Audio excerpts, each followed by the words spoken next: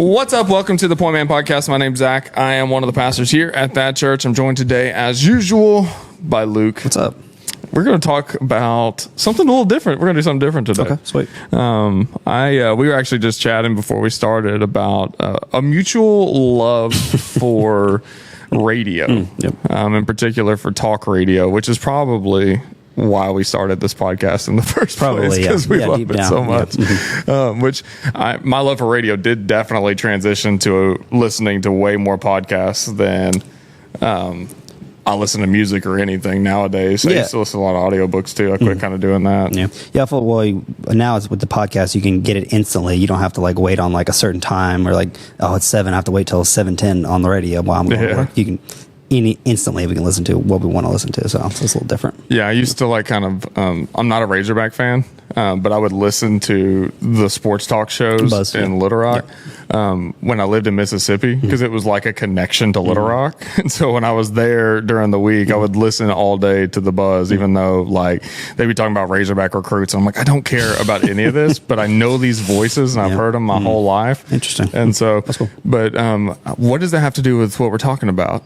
Well, you were telling a story about you got a CD player. Yeah, for CD Christmas. player / I think it was kind of like a karaoke machine type of deal where you could put a CD in, play music or whatever, but you could also pause and then you could sing into the mic during the songs or in between the songs or whatever. And then I was a kid, got it for Christmas, and I would just be sitting in my room as a 8 or 9 year old and be like, all right, now we're going to listen to In Sync. And then I'd push play, on your Kids Bop, whatever CD it is, and do the whole after the song, you'd be like, all right, now welcome back to whatever my show is called, and be like, Luke and the Funky Bunch. Yeah, now we're going to do this, and then I'd talk for a little bit and do an interview or something, and then push all right, now we got this song. But it's just kind of funny now. We kind of do it every day up here. Yeah, you said your brothers would come in and make fun of you. Yeah, they'd come in and be like, are you doing a radio station right now? And be like, heck yeah, you want to get in here on this interview? They're like, no, I do not. You're like, all right, cool, sweet.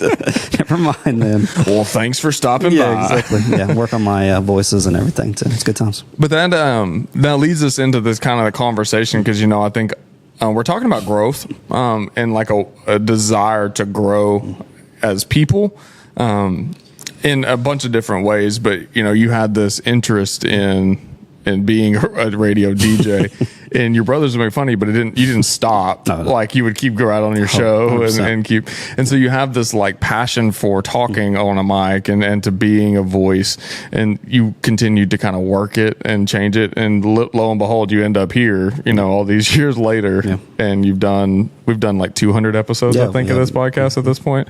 There's a fly right by my head, and you get to do it all the time. And I was looking at some old episodes we'd done of this show from when we first started, which don't go back and watch them, just start watching now. But just the way that the conversations were worked and the way things went, it was very much like guys just sitting in a garage at first, and now there's actually some structure to it and some thought, some thinking that goes into it, and that's growth.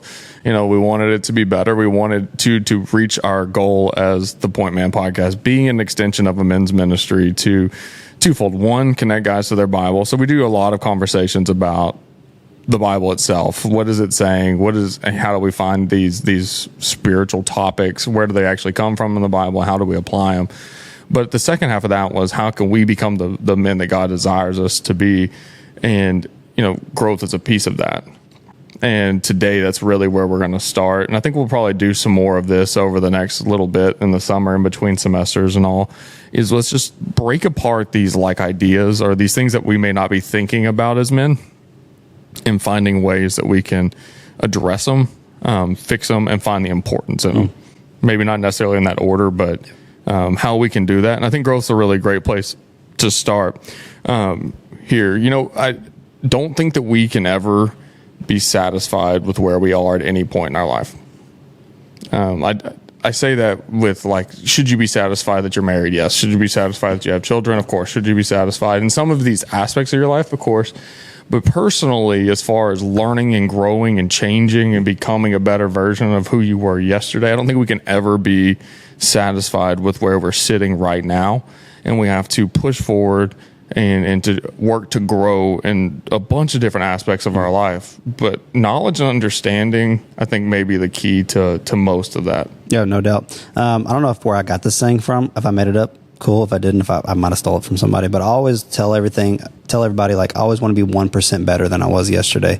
And that, I think, like you said, it could apply to all those aspects of your life. I want to be 1% better at my job. I want to be 1% better at my marriage. The math doesn't really add up, because if you do it every day, like, we talked about this on a Sunday. You were like, yeah, if you're just 1% better by the end of your life, you'll be 100%. Yeah, I was like, well, not really. In 100 days, you'll be 100%. Billion percent. So I guess maybe like 0.005% better. Yeah. The math makes more sense on every that. day. But yeah, I really like the aspect of it. I want to get a little bit better, and you probably do as well if you're listening to our podcast, because we try to give advice and try to get a little bit better. So I think we're all in the same boat of getting that mindset of getting a little bit better every day. Which, you made a good point. We were setting stuff up, and you said, whatever advice we can give. And really, I think what we're doing here is we're trying to broker advice from wise people, taking lessons we've learned, taking lessons that we're still learning, and pulling them into a conversation where it can be delivered, where you can take it and apply it in certain aspects. I have a library here at the office, and each square in the library, I have a shelf. I call it a library, a shelf in my office that's got different squares. And each square kind of represents a different thing. So whenever I have a reference, I just go grab whatever it is out of that square. So I've got like textbooks, like theology textbooks. I've got like Christian living. I've got kind of like self-help. And then I've got like psychology and science. I have these like sections in my on my shelf. And I just walked over this morning because I worked on this last night to send over to you, and I got to the office and I walked over to that like psychology and self-help sections of it and just started pulling books down.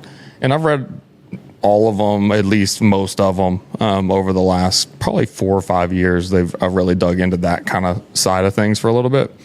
And they were really good. And I remember thinking, like, when I finished one, I was like, oh, this is awesome. Like, but I didn't apply any of it. And it was really interesting to kind of flip through like Atomic Habits, which is like the #1 self-help book in the world right now, I think, next to the Bible, if you want to get real technical about it. It's always number 2 at everything else. Bible. Yeah. If it was in the self-help category, it would still be #1, I'm sure. For sure.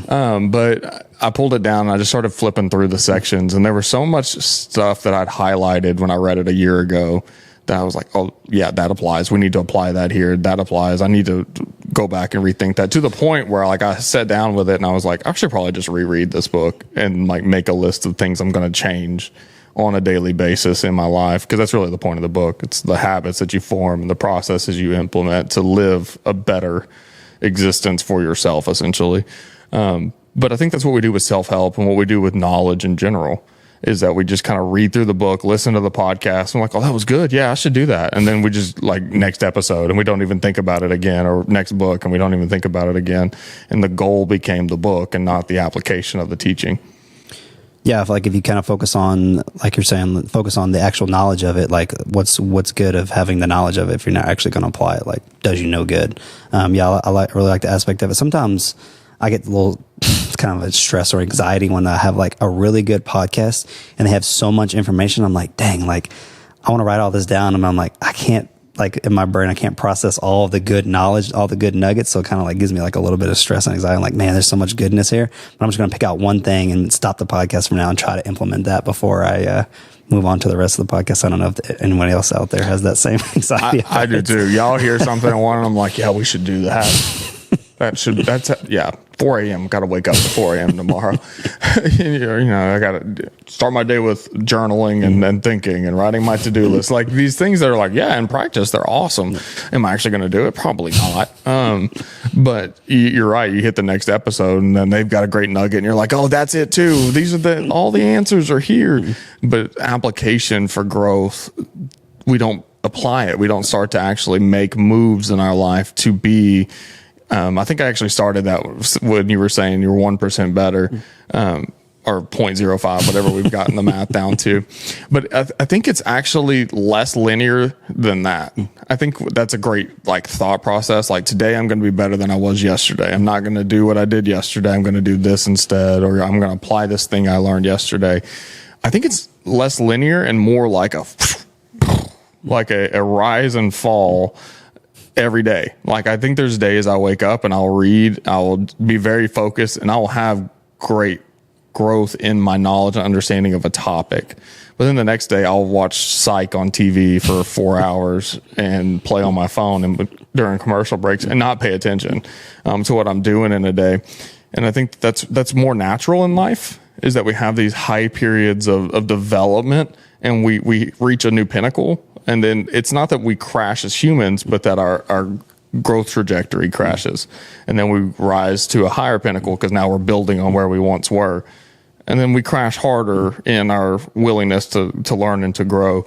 And rest is good. I don't think you can read a self-help book a day or read, you should read the Bible every day, but outside of it, I don't think you can pull in these outside knowledges every day and think you're going to just, all right, I'm going to read this, I'm going to learn this, I'm going to apply this every day, and it's going to change my life forever.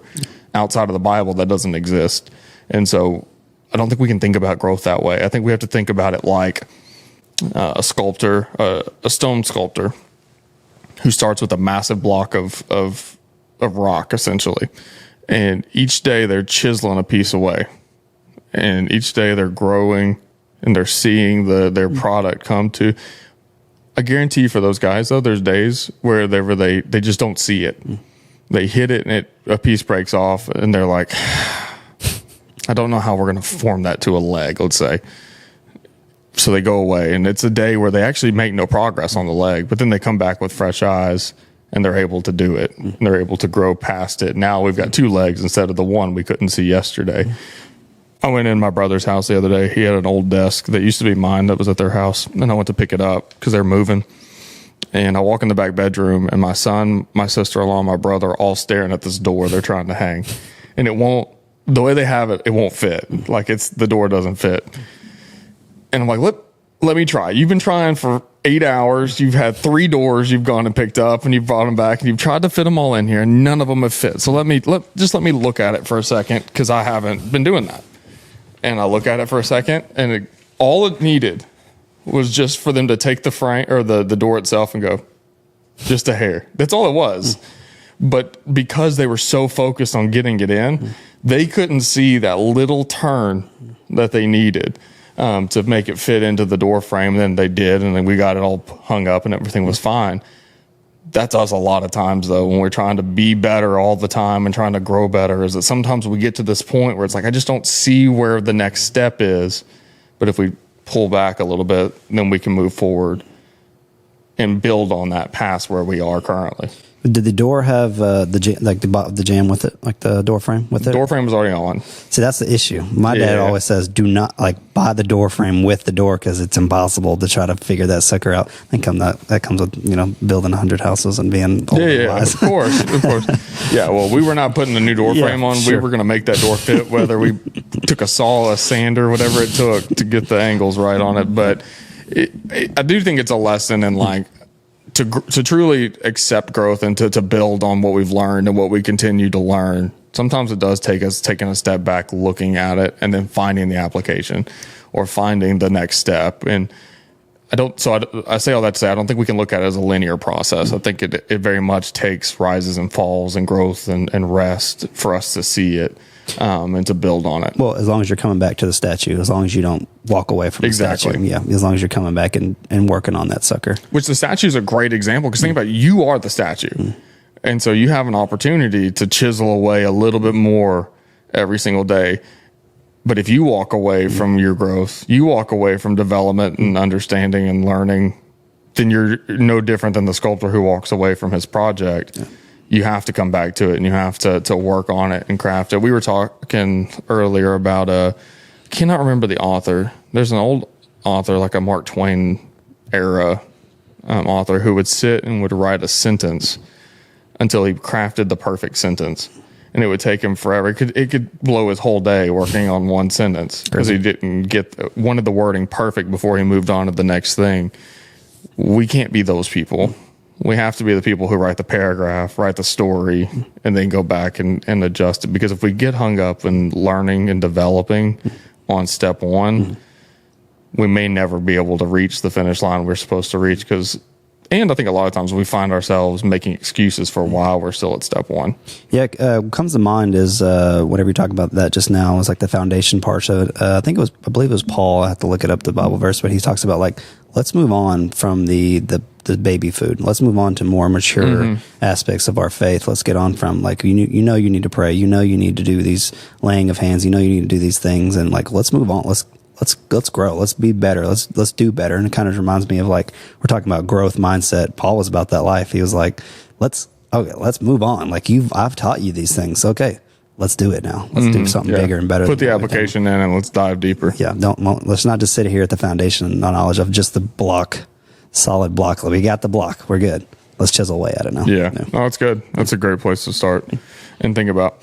John Maxwell once said, growth doesn't just happen. If you focus on goals, you may hit goals, but that doesn't guarantee growth. If you focus on growth, you will grow and always hit your goals. That's the thing. And so I think where we start this conversation really boils down to, where do you want to go? What is the overarching view of your life? What is the thing that you are trying to achieve? It's not the goal. It's not I'm going to run 5K. That's great. I want to run and be healthy for the longevity of my life. You're going to hit a 5K if over time you're running every day for the longevity and health of your life. So what's that thing? What's the overarching goal that you look at in your life and you're like, what am I trying to achieve with this thing? Yeah, what comes to my mind is when you read that is like, life is a highway.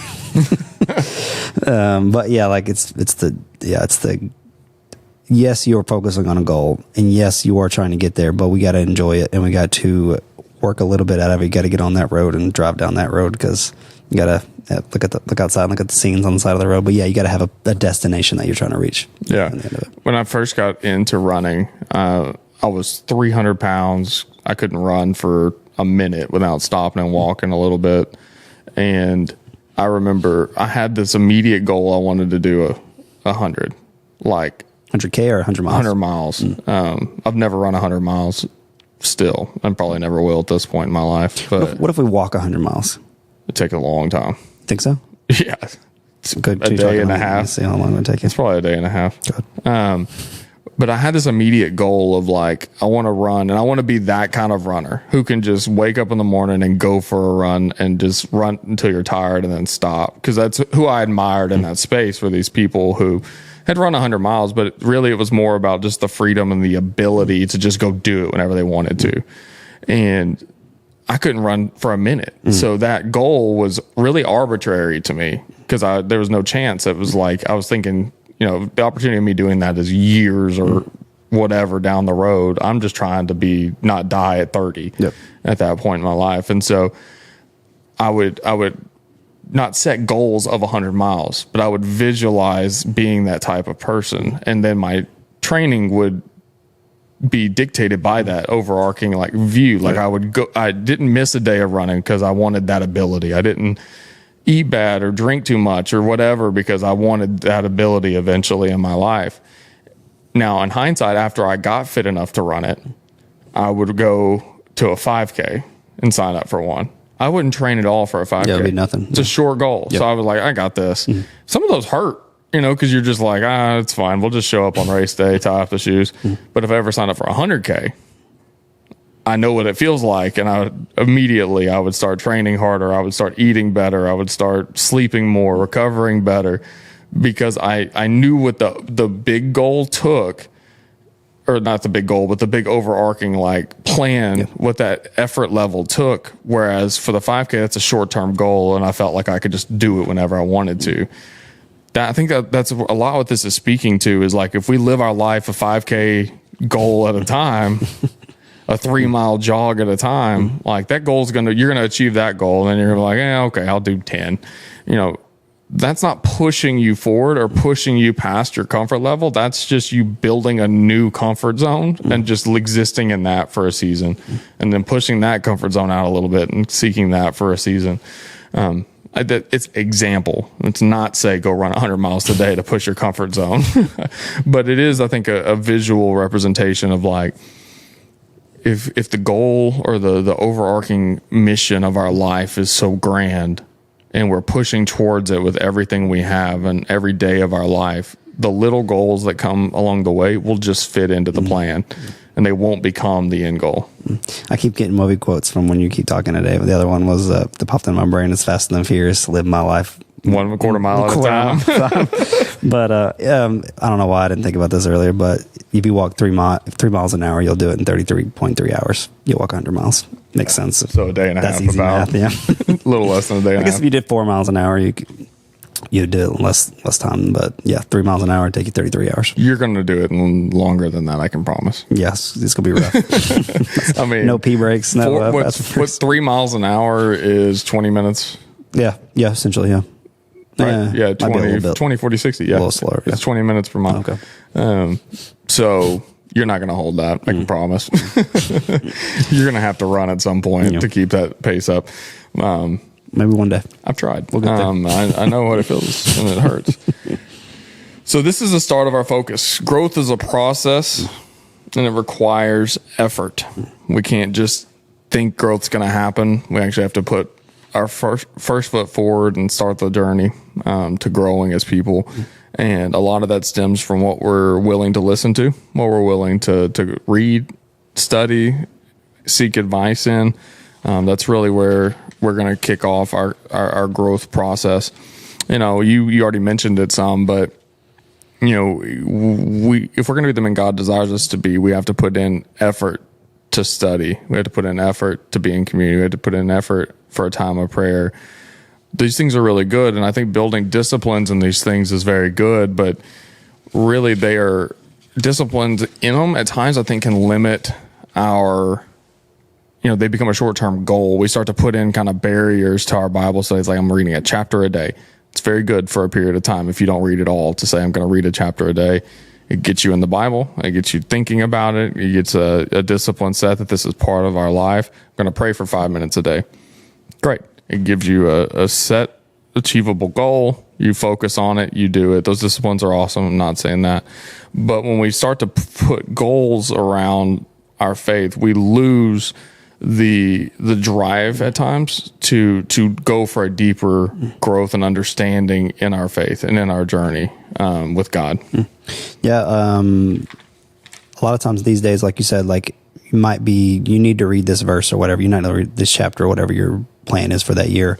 But what I've been really doing lately is like getting a verse, not understanding what it is, and really diving deep into that verse is kind of what I've been doing this year. It's really been hitting me like deep, like, okay, I read this verse, I know what it says, but like, let's get into this thing and like go to my guys who I know or know their Bible or know the commentary on the Bible, or go to a different kind of commentary or read different translations of a certain verse. So that's kind of what, like you said, it's a growth mindset of where it's like, yes, I've read it, I think I know what it means, but like, let's get down and then like to really study and understand what this verse is saying to me. Yeah. And I think at different times, there's different things you should do. Like I think the Bible in a year, for instance, yeah. If you've never done it, do it, because it's a great exercise to really an introduction to the Bible. You do it so quick, you're not really going to go very deep on a lot of things, but you'll do it because it's an awesome experience. But I do think over time, kind of what we were talking about with growth being kind of an up and down thing. I will go through seasons where I'll read books of the Bible in a day, because it's just like it's not that I don't need to think about something, but nothing is grabbing me in that moment and changing me in that moment. But then there'll be times where, like, I have been reading Romans 5-8, chapters 5-8 for 3 weeks now. And I'm still reading Romans chapter 5-8, and I'm still learning, and I'm still pulling things out of it. We talked a lot about it on last week's episode. I stayed away from it on today's episode, because if not, we were just going to talk about it again. But there's so much in it, and there's so many things to look at in those 3 chapters. And I know so much more now about the book of Romans because of just doing research and reading about the book itself and trying to figure out really what Paul's trying to say in these times. But I'm not actually, like, I'm not in Ephesians tomorrow. I'm probably still going to be in these 3 chapters trying to wrap my head around what he's trying to tell me through it. And that's part of that drop. It is a growth in understanding, but I'm not expanding my understanding. I'm not expanding into other books of the Bible right now. I'm stuck right here. I do think that's good at times. Yeah. And I do think, the depth of understanding and willingness. But I think that when we set those goals, like if it's a chapter a day, I'd already been way past it, but I may not have been understanding what God was trying to teach me through those chapters. Whereas when we focus on understanding God more than on the goals, that's the overarching thought process that we're driving towards. Sometimes it's okay for us to settle where we're at, review it over and over again, go to commentary, go to people who are mentors in our life, go to these things, be in community and talk about it with other people, and try to really wrestle with a certain thing. There's growth in that, but it's not goal driven. It's relationship driven. My opinion. No, I agree. Sometimes I'm reading through the Bible.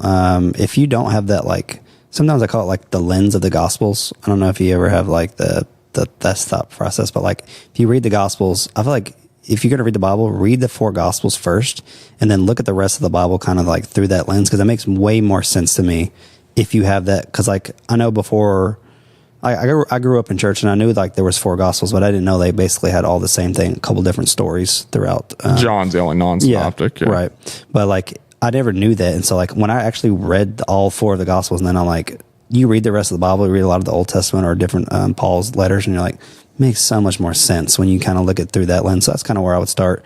If you have never done that, like you're talking about reading through the Bible, just makes things a lot more sense. And then like when you have read through the Bible, the whole thing, like at least you've heard it. I mean, you're never going to understand every single thing, because you can go through a book for the rest of your life and you're not going to understand the gravity of every single thing that happens in the Bible, because it's like you can learn forever.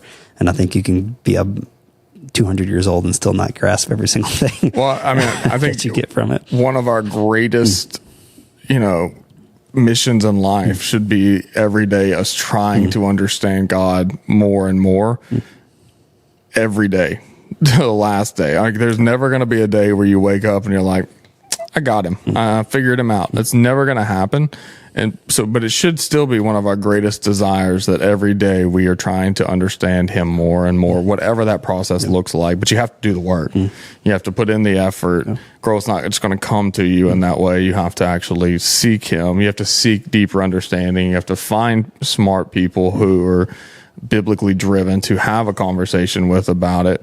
2 Peter 3:18 says, but grow in the grace and knowledge of our Lord and Savior Jesus Christ. To him be the glory both now and the end of eternity. Amen.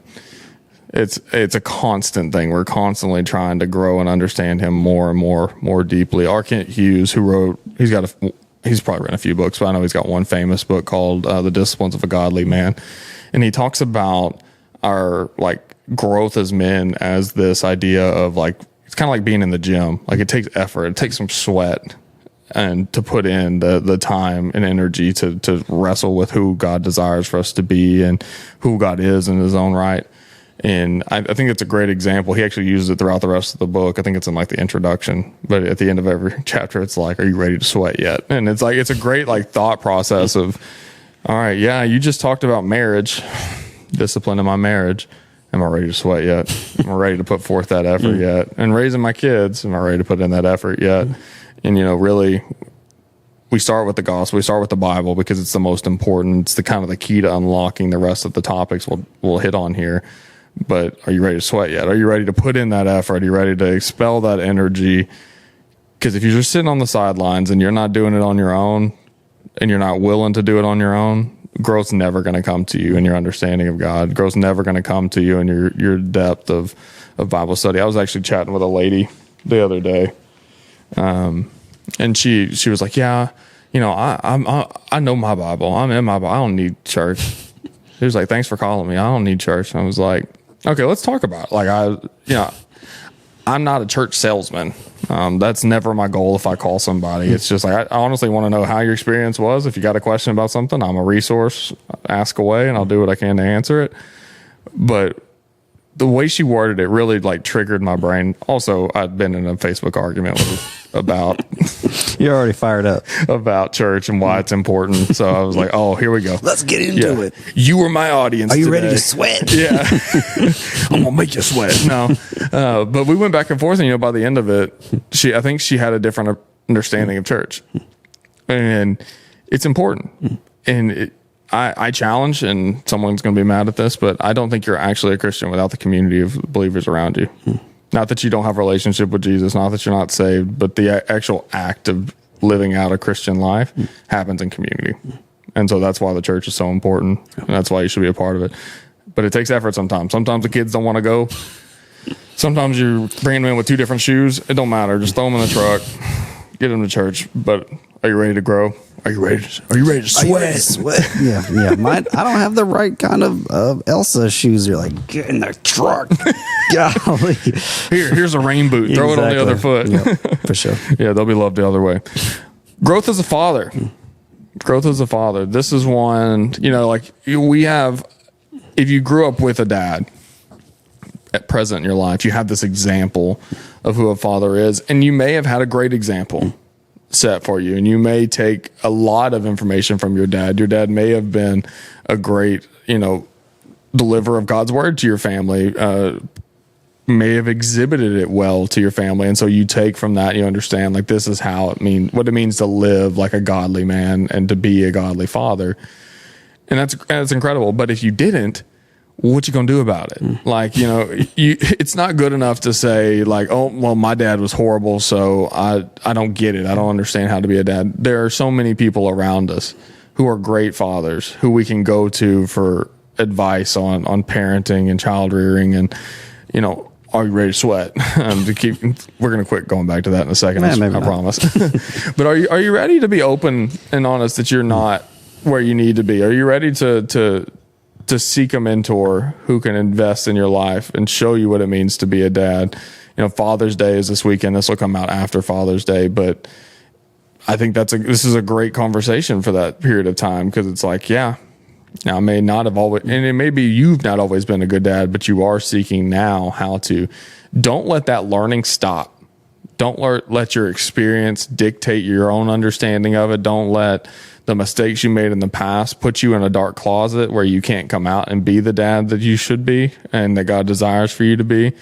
Seek the help and guidance. Find the books. Read the Bible. I mean, we're literally in a series here at the church called God the Father, where they're discussing really in its essence a lot of God's example of fatherhood for us as men. And that's Sunday. That's really where the conversation's turning, because it is Father's Day. Listen to things like that. Because those types of messages and those examples we get from the Bible, but also from Christian counselors, Christian theologians, like these people who are in the Bible really specifically focused on the idea of fatherhood. The resources are out there. You just have to be willing to grab them. Yeah, no doubt. And I think I was very blessed to grow up with the dad that I had. But I know I didn't really realize this. Maybe sometimes you kind of get stuck in your own circle, in your own bubble, and you don't really realize other people's lives. I went to basic training when I was 18 years old, and I got to meet people from all over the world, literally all over the world, and talk to them. You just get a lot of time to talk to each other in those type of situations, and there's no phones or internet or anything else. So you sit down and talk with people, and you're like, learn about their lives. You're like, man, some people had them bad fathers out there. Bad fathers who didn't treat them right or didn't take care of them right, or just not doing what they're supposed to be doing. And you're like, man, I know I grew up in a home that had a good Christian father, so I'm very blessed with that. But a lot of people didn't have that life, and then so that I have that in the back of my mind always when I'm trying to be an example to my kids. And I'm like, man, sometimes I'll burst out in anger or whatever, and I'm like, man, like, God, I'm trying to be as good a dad as I can be. But I mean, it is tough sometimes when you're like, man, these kids are riling me up. But yeah, I know I was definitely blessed, and people out there are like, man, I never had that father, never had an example. But like you're saying, there is father figures out there that you can go to for an example, or God. And it's easy to say, oh, I didn't have a good father, so I'm not going to be a good father. But we can't really use that as an excuse. We got to get better. Got to do better as guys. And I know that's not always easy. It's can be pretty tough. So how do we grow as a better father? What are some practical steps? I think first and foremost is seeking understanding from the Bible of God's example to us as a heavenly Father, and how we can apply His like love and justice and everything for us to our own raising of our own kids. I think that's a great place to start. Second is to find a Christian counselor and, be honest with them about the things that you were going through, the struggles. Maybe you will unlock something from your past, something that you've kind of put to the side, or something you've apologized for your own father for, but you haven't really released it and been able to grow from that. It's a great opportunity to do so, but you have to be willing and honest and open to go in and to do that. And then third, there's a whole industry of parenting books and there's a whole industry of Christian parenting books and podcasts and conversations. Apply it carefully, the learning that you get from places that are not God's word and not people who are rooted in it and diving deeply into it.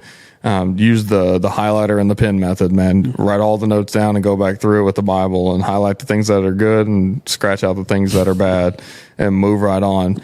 But you have to be willing to make that effort. And then application, in your life, like when you see you screwed up at something, apologize to your kid for it. Apologize to it. Make a mental note of like, I'm not doing that again. I'm not going to say that thing again. I'm not going to yell like that again. I'm not going to cuss like that again. I'm not going to do whatever it is I just did again. And I'm going to very diligently try to be a better person tomorrow than I was today in doing that exact thing with my child whenever they react in a certain way. Yeah. Telling your kids you're proud of them can go a long way too. A lot of times people were like, man, they live with that. Like after their dads even passed away, like my dad literally never told me I was proud, like never told me he was proud of me. I'm like, dude, that's rough, man. That's something hard to live with. So like, you can tell your kids are proud of them, keep them safe. I think that's a big one as well, is like as much as you can, keep them safe, do what you can to take care of your family, because that's what we're supposed to be doing. And then like, also like, just have that, I'm not saying like take whatever job you have is like, you have to think about taking care of your family, but you also trying to be around your family as much as you can. I think that's important as well. Which we've talked about before in episodes. Right. Not neglecting your family for a pursuit of personal gain. Which I think is important. One thing I always do with both my boys is I tell them I love them all the time, like to the point where it annoys my wife, because it's like, I want there to be no questions that even whenever I tell you to get out of my house, like I do love you, but you're going to have to get on out of here. So all the time, every time I get the chance to tell either of them, I do. And it's very much a focus for me, which my dad loved us. So I don't know if it was something else that sparked that, but it's just something that I noticed, especially after my second son was born, that like, I'm not ever going to let that be something that they have to question with their life. Growth as a husband. Men, we got to work on this. Yeah, no doubt. We got to work on this I got to work on this big time sometimes. This is a tough one. And I think some old school guys have probably skewed the view of what this means for a lot of young guys and what's being, and wives, submit to your husband. Like, okay, yes, as Christ loved the church. They forget the second. Yeah, husbands, sacrifice yourself as Christ did for the church. It's like, okay, so we've got some work to do here. They forget that second piece of this. Does your marriage stink? Does it suck? Do you have a bad relationship? Do you not communicate well? If that is you have a lot of room to grow here. And there's so many things that you can do. An easy thing to do in this is to surround yourself with good relationships. I've seen so many guys over the last couple of years who've come into like our sphere of Pointman or our group, small groups, who are struggling with their relationships, but they'll hear other guys talk with their wives. They'll hear other guys talk about their wives. They'll go to dinner together and they'll see how they interact and how things work. And you'll see just things will start changing because they'll start noticing like, oh, I can't talk like that. Oh, I shouldn't do that thing. And not everybody's relationship is going to work for you and your family. That's not what I'm saying. There's not like a blueprint of how this really works out and looks, but you will notice things if you're in community with people who are working on their own personal relationships. You'll be driven in my experience, to want to emulate that with your own relationship. Yeah, there's 3 things that I always say to people. Like, I'm not a marriage counselor. I give random advice on podcasts sometimes, but the 3 things. Broker of advice. Yeah, broker of advice. 3 things that like it's helped me the most in my marriage, and then I see the most helpful tips for people who are young married couples or people who've been married a while. But as pray with your spouse daily. A lot of times people are like, okay, yeah, we need to pray with your spouse, you need to talk to God. But a lot of times when you're praying together, you'll hear what your wife, you're like, what's on her mind? Like, she might not tell you, but she's telling God, and you're like, oh, I didn't think about that. It's a 2-parter. Like, yes, she's praying, you're praying together, it's in unison, but then like you'll hear parts of her, what she's worried about and what she's stressing about. So you kind of can glean from that. Like, you're praying out loud, she's hearing what you're thinking about, she's praying out loud, you're hearing what they're. That's a big, I think it's a huge part. If you're not praying every day with your spouse, I think at least give it a shot. I mean, do like a minute prayer each. I promise you it will change your relationship with each other. Can I add to that? Sure. In that, even if you're not, pray for your spouse every day. Yeah, for sure. Yeah. Yeah. If it's something that, like, let's say, we see it a lot where the wife will come to church, but the man doesn't. Yeah. If you're a lady watching this, welcome. Tell your husband to tune in next time. But, it being a little patient and praying for your spouse. I know my wife did for me forever without, doing it with me. And God worked through that. And every night whenever I go to bed, it is, me and my wife are very different. We spend intentional time together, but we do not live in the same circle or sphere all the time, 24/7. Our interests are vastly different. So our schedules are different and all, but I always pray for my wife every night, my kids and my wife, and it's very intentional over our marriage that we continue to grow closer together, that God is still the leader of that, but just trying to stay in my focus on this relationship's important. Next to God, it's the most important relationship I have. I want to protect that in prayer. Yeah, even if it's a little awkward, like when you first start, it's going to be awkward because sometimes people never prayed in front of anybody, but your spouse is who you're supposed to be the closest with, besides God. But like, yeah, praying together out loud, it's a game changer. Number 2, go to church together. I mean, I feel like that's a kind of another way you're learning together, you're interacting with other couples, like you were saying. Yep. And there's I mean, you can't even sit here and name how many benefits it does when you go to church together, if you can get your spouse to go to church with you. But we do know guys whose wives are not attentive. It's not just the other way around. There is guys. There are like, some. There's my wife that comes to church. I know it's been recently. I've known a few. And then the third thing is like I feel like it really helps marriage when you have like a date night, get away from the kids and go do date night like once a month or once a week if you could. But yeah, it ramps it up, the closeness of it. Yeah, we do coffee every Friday morning. It's awesome. Regardless. Yeah. We drop our kid off at school and we go have coffee every Friday morning. The rest of our schedules we're both in ministry. I do something completely different. My wife does kids and students. I do men and connections, which I know not every church has. And so we don't really interact. We work in the same building. We don't really interact on anything. But on Friday morning, we go get coffee. It's awesome. I think it's huge, especially when you have a bunch of little youngins like we have. It's definitely awesome to drop the kids off with the grandparents and just go have some one-on-one time. And I think when you can reconnect like that, it's a game changer for sure. Yeah. Communication, it's huge. Being willing to be open with your spouse and honest with them. If you can't be honest with them, then whatever it is you're doing, you should probably stop. Yeah, no doubt. Because it's not worth it. Yeah, a lot of times, my dad is a marriage counselor, but he will tell me like he know if a couple will stay together based off how they fight, like not by when the good times are, but like when they fight, how they make up or how they amend the fight is how you'll know that they'll stay together in the long run or not. I saw some article some psychologist wrote about the number of times you post your spouse on social media. And there's like a direct correlation. I don't know the numbers. This is brokerage of advice. But I don't remember the numbers, but it is there's some exponential increase in like how bad the marriage is based on the number of times you post your spouse on social media. I was like, I don't have Facebook, so I don't know. I know my wife was like, you never post pictures of me or the kids on social media. I was like, that's because I love y'all so much. So it's not necessary. That's funny. Yeah, like I don't have Facebook, so Yeah, you don't. It's 0%. annoying. We need to get you one. Comment, get Luke a Facebook. hashtag. Yeah. Growth in our careers. Growth in our careers. Are we willing to do the steps to grow out of where we are to where we want to be? I personally, when I was in insurance, I had a mental block when it came to growth and learning some things in insurance. Like I have a college degree, and so I was able to kind of jump some steps because I got a degree. But there's certifications and things in the industry that you can take that really do give you a good leg up for promotions and things down the road. It was always my mindset, I will work longer, I will work harder, and I will do better than everybody around me. So you really have no choice. And so I'm not going to waste these hours that I could be doing this work, going to this class.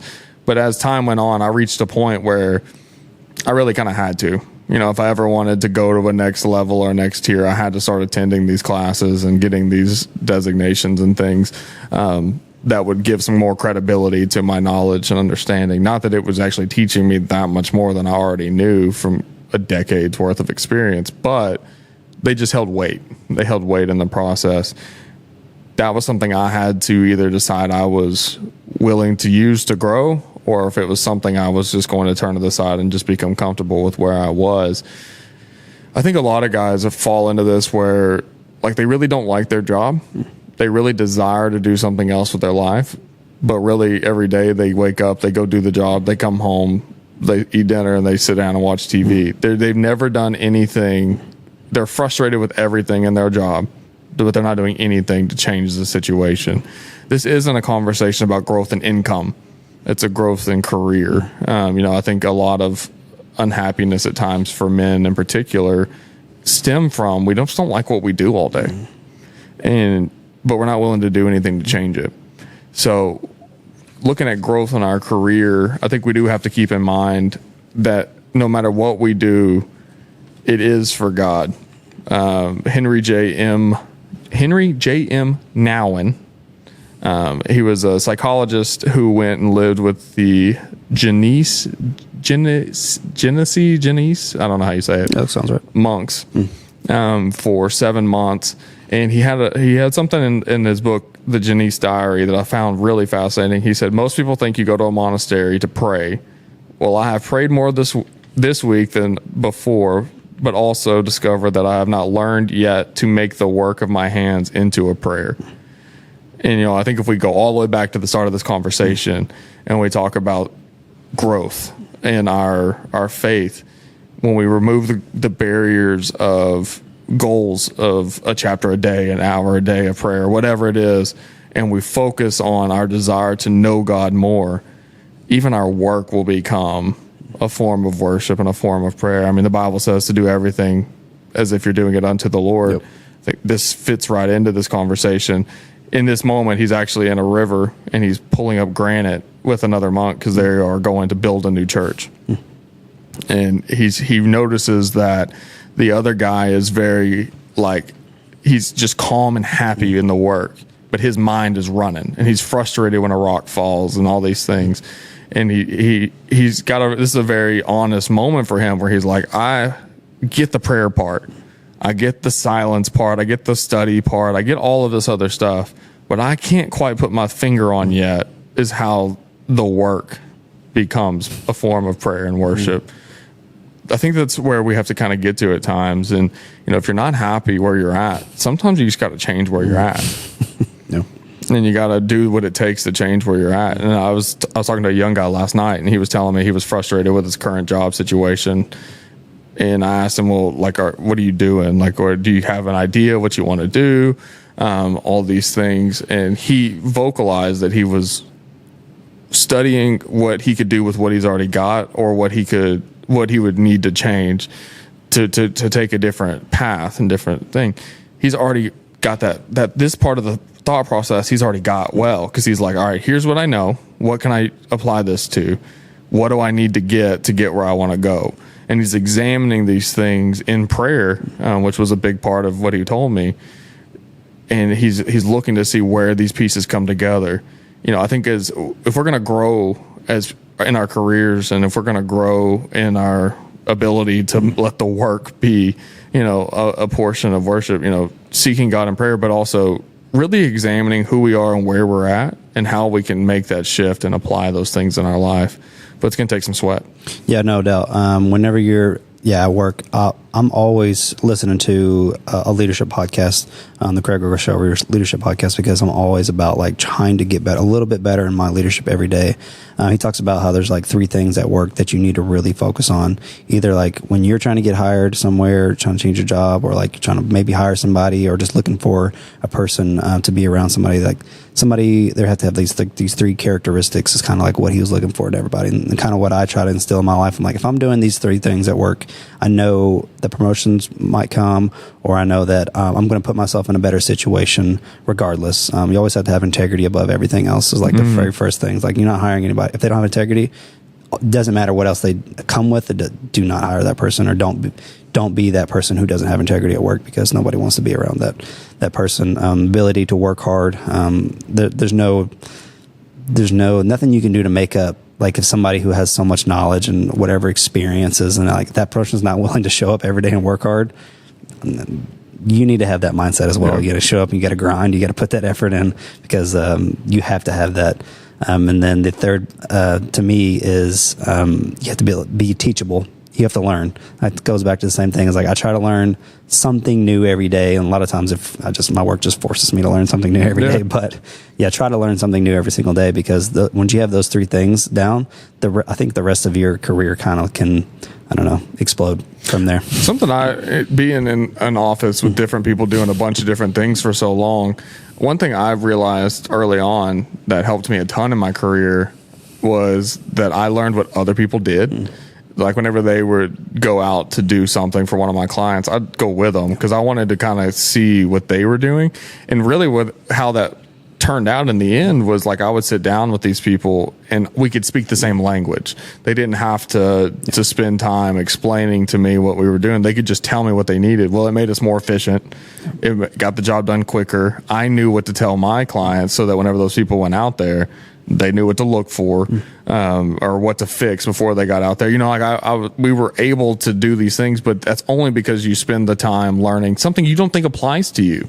It has nothing to do with your job. And if you don't know it, no one's going to think lesser of you. Yeah. But if you are learning it, then whenever it comes to the application somewhere, because it will eventually, and if it doesn't, you just learn something cool. Yeah.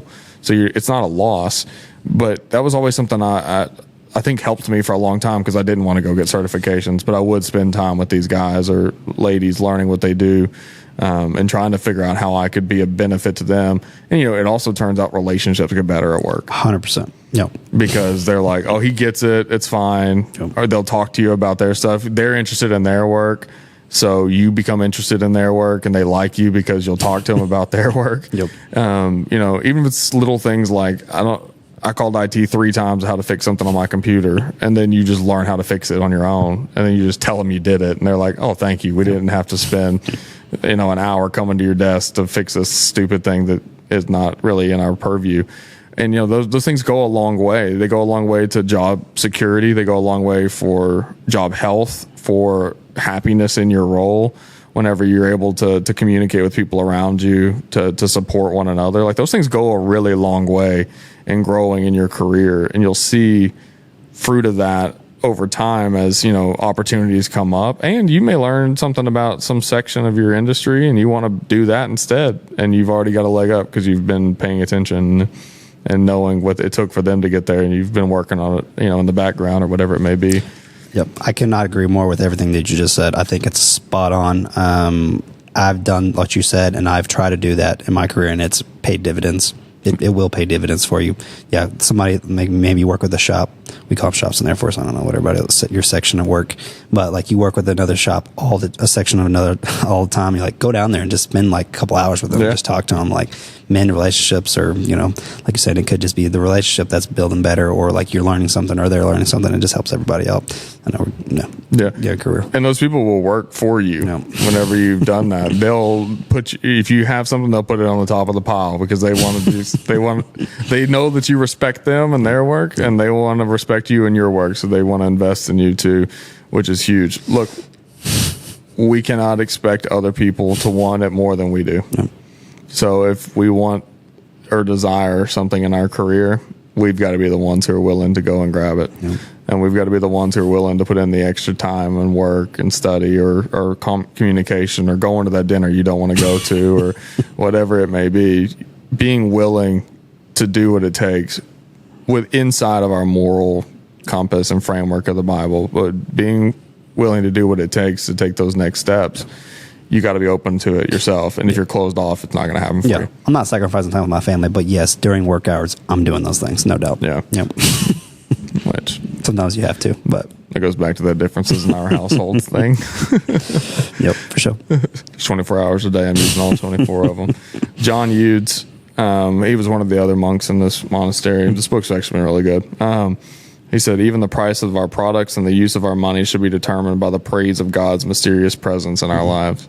So even in that desire for growth in our career, even in that elevation of responsibility and income, a lot of times we can't lose sight of God's mysterious ways in our life and praise him for that and be in prayer to him and in presence with him throughout our life. Yeah, no doubt. The things you have is because God's given you those things. Yeah.